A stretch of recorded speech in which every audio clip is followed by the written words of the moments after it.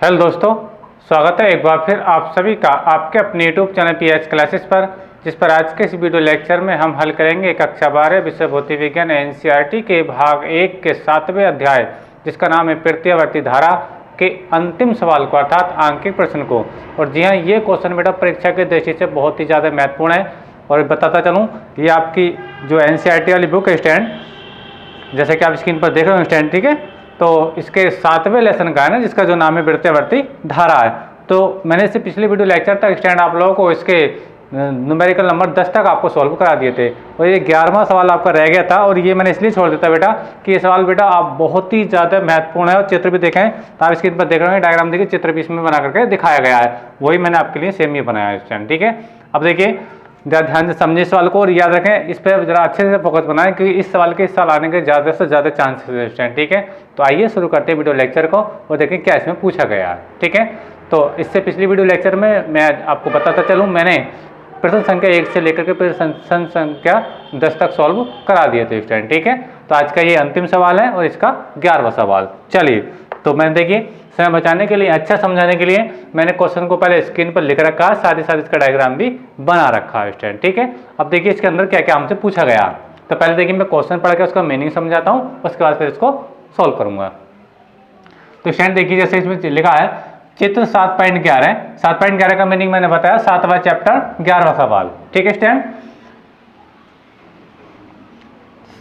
ये देखा प्रश्न 7.11, चित्र दिया आपको 7.21, यानी ये जो आपका बुक है, वो बुक में जो चित्र का जो नंबर है वो कितना है, 7 कितना बेटा 21 है। मैं एक श्रेणीवर एलसीआर परिपथ, यानी देखिए ये एलसीआर परिपथ दिखाया गया जो श्रेणी क्रम में है, क्या बेटा श्रेणी क्रम में।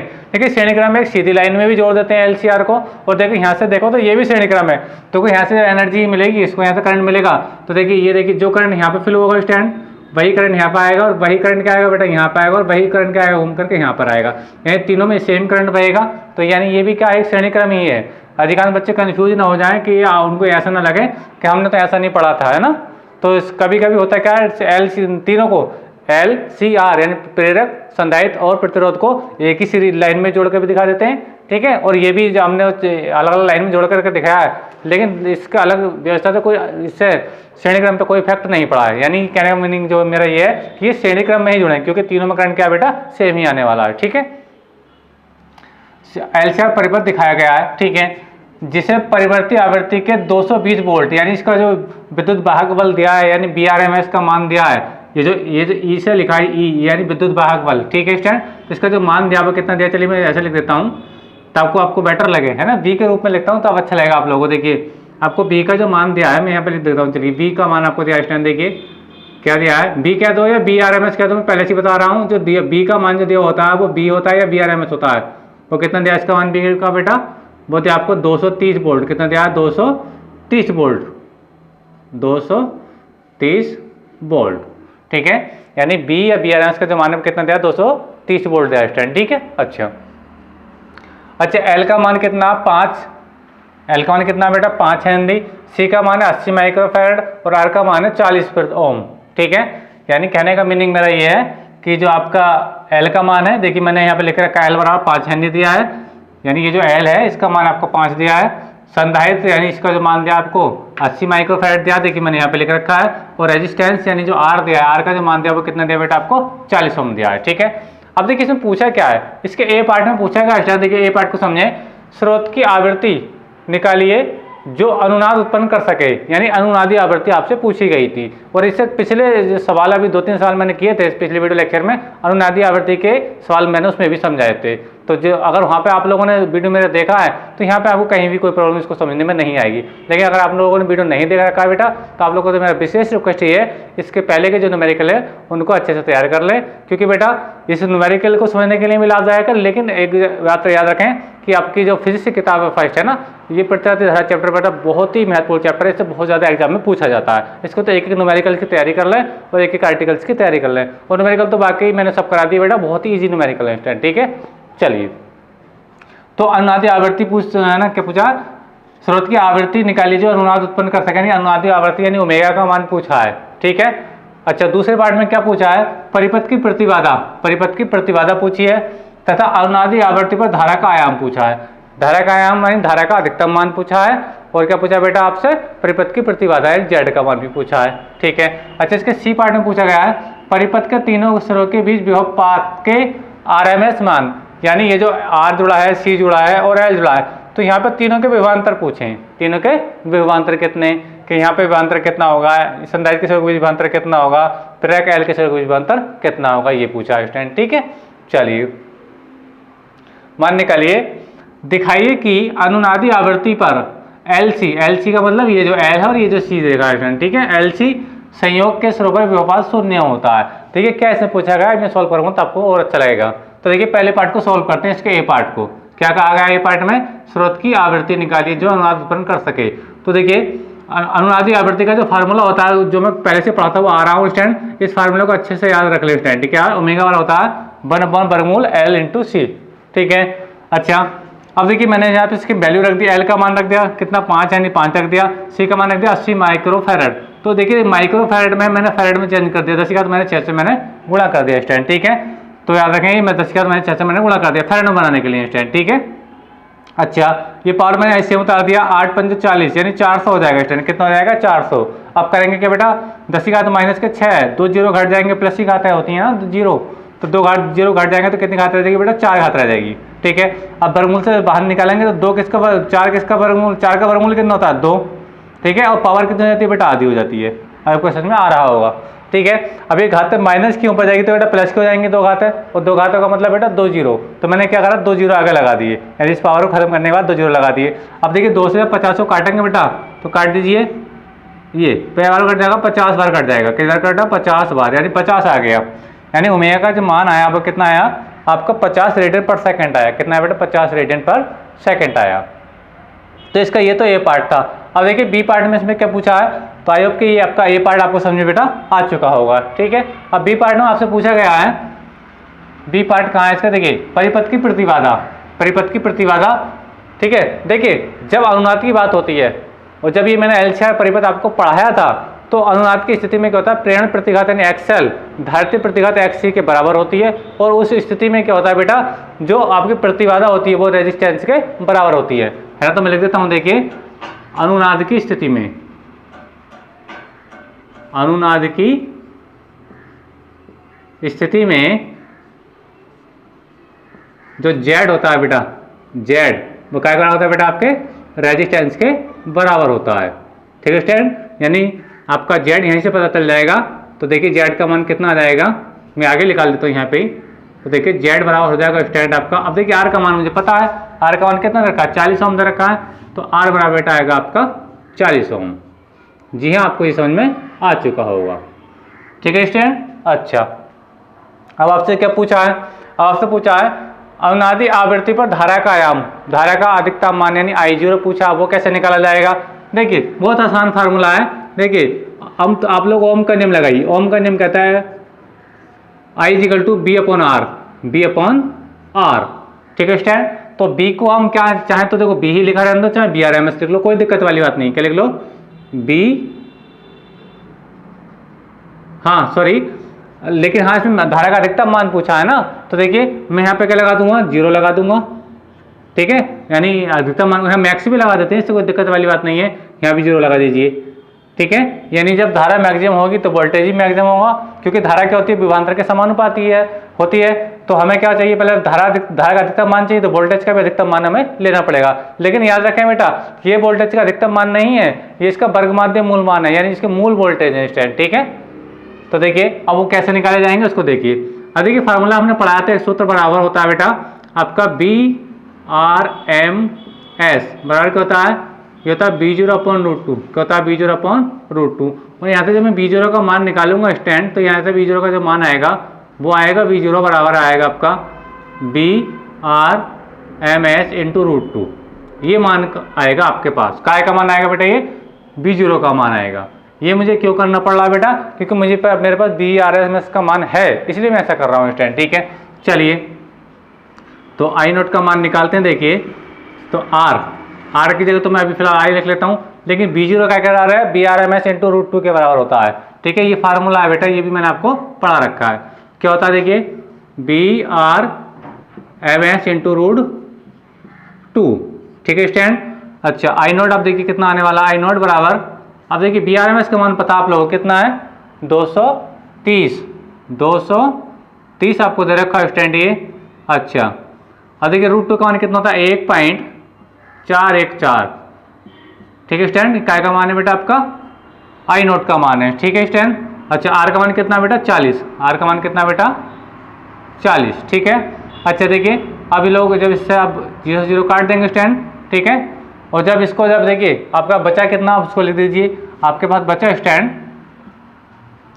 मैं आगे लिख देता हूँ, यानी आई नोट का मान आपके पास आएगा 23 इंटू 1.414 और बटा में कितना बेटा आपका 4 बचेगा। कितना बचेगा बेटा 4, क्योंकि 0 0 करके 4 तो ही बच गया। और जब इसको सॉल्व करोगे स्टैंड तो आपका जो फाइनली आंसर आएगा आई नोट का मान जो आएगा वो आएगा आपके पास बेटा लगभग 8.1 के आसपास, यानी 4 से 23 को भाग कर लो। ठीक करने के बाद मैं भी कर सकता हूँ, लेकिन समय बचाने के लिए क्योंकि वीडियो ज़्यादा लेंथी हो जाएगा। अब कैलकुलेशन बहुत आसान है, ज़्यादा हार्ड नहीं है। आप 4 से पहले इसको भाग लगा दीजिए, गुणा करके जो भी आएगा उसकी 1.414 से 1.414 पूरा मान लिख लीजिए ये।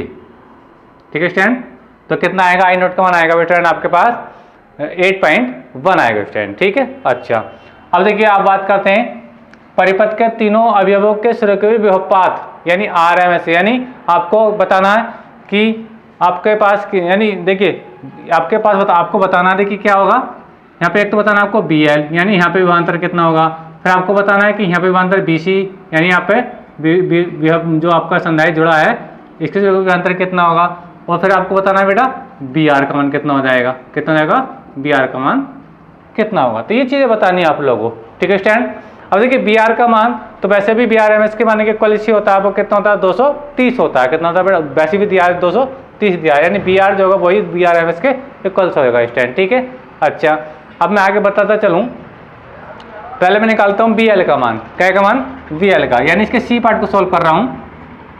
C पार्ट को देखिए BL जब मैं निकालूंगा स्टूडेंट तो BL होता है बेटा आपका IXL होता है। क्या होता है बेटा IXL, तो I की जगह में क्या लगा लूँगा बेटा I नोट लगा लूँगा, क्या लूँगा बेटा I नोट XL। ठीक है स्टूडेंट। अच्छा अब देखिए XL का मान मेरे पास नहीं है, तो XL की जगह में क्या कर सकता हूँ ओमेगा L लिख सकता हूँ। क्या लिख सकता हूँ बेटा ओमेगा L, क्योंकि मेरे पास ओमेगा पहले से आ चुका है और L का मान मुझे दे रखा है स्टूडेंट। ठीक है चलिए वैल्यू पुट कर देता हूँ मैं, तो मैं वैल्यू पुट कर रहा हूँ, ध्यान से समझे आगे। तो आई नोट का मान कितना आया, आई नोट का मान आया 8.1। ठीक है स्टूडेंट। अच्छा अब आई नोट का मान आया, ओमेगा का मान कितना, ओमेगा का मान आया 50। ठीक है, और एल का मान कितना है 5, एल का मान बेटा 5। ठीक है, और जब इसकी सारे की मल्टीप्लाई कराओगे स्टैंड तो आप लोगों के पास वी एल का जो फाइनली मान आएगा स्टैंड वो मान आएगा आपके पास 1437.5। कितना आएगा बेटा 1437.5 वोल्ट के बराबर आएगा। ठीक है, करना कुछ नहीं, केवल मल्टीप्लाई करनी है स्टैंड। ठीक है। अच्छा अब देखिए, अब मुझे एक पूछा मुझसे क्या संधारित्र के स्रोत विभवांतर कितना होगा BC, तो BC का मान निकाल दीजिए BC। ठीक है, कैसे निकालेंगे समझे।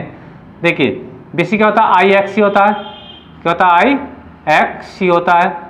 अब आई नोट आई की जगह आई नोट हो जाएगा, लेकिन XC का मान नहीं है तो XC और R क्या होता है 1/ओमेगा C होता है ना, आपको समझ में आ रहा होगा।